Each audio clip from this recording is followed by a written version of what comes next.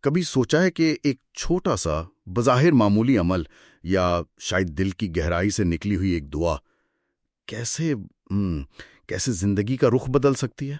آج ہم اسی پر بات کریں گے، دعا کی طاقت، اس کی قبولیت، اور یہ سمجھنے کی کوشش کریں گے کہ اسے عبادت کا مرکز یا یوں کہیں کہ مغز کیوں کہا جاتا ہے۔ جی بالکل، یہ ایک بہت اہم نقطہ ہے۔ دیکھیں، دعا صرف مانگنے کا نام نہیں ہے، یہ خود ایک عبادت ہے، بلکہ شاید عبادت کی روح ہے۔ آج اسی کی حقیقت اور اہمیت پر تھوڑی گہری نظر ڈالیں گے۔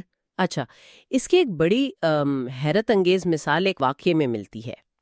ایک صاحب تھے، انہوں نے ساری زندگی کی کمائی حج کے لیے جمع کی۔ جی، جب وہ حج کے سفر پر بس میں روانہ ہوئے تو راستے میں انہوں نے ایک ضعیف خاتون کو دیکھا۔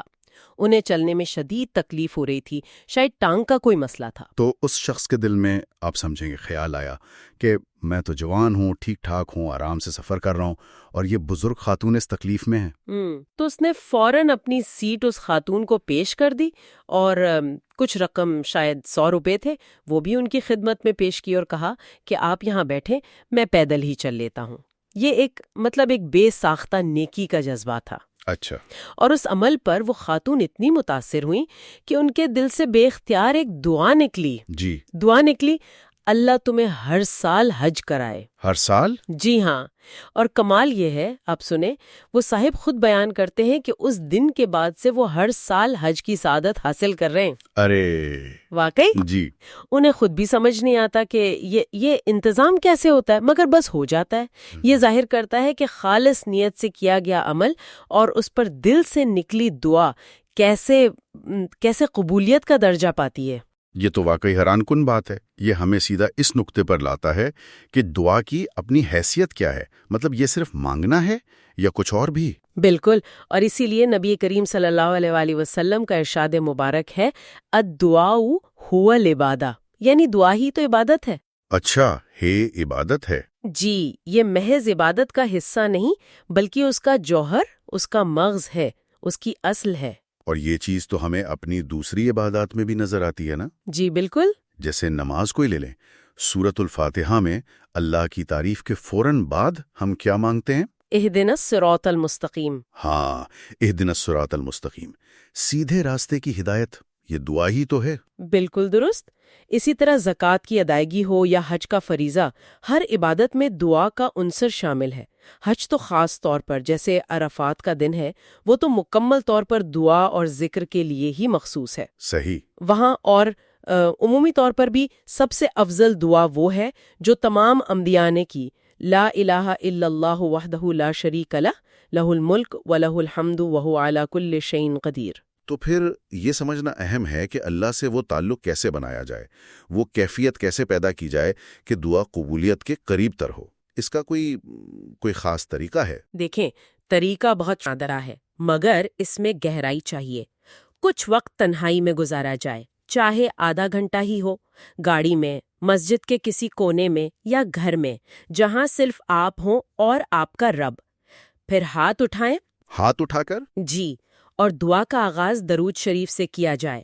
پھر اپنے گناہوں کو یاد کر کے پورے خلوص سے اعتراف کیا جائے۔ یہ احساس دل میں ہو کہ یا اللہ، میں کیسا گناہ گار ہوں، کتنی نافرمانیاں کر بیٹھتا ہوں۔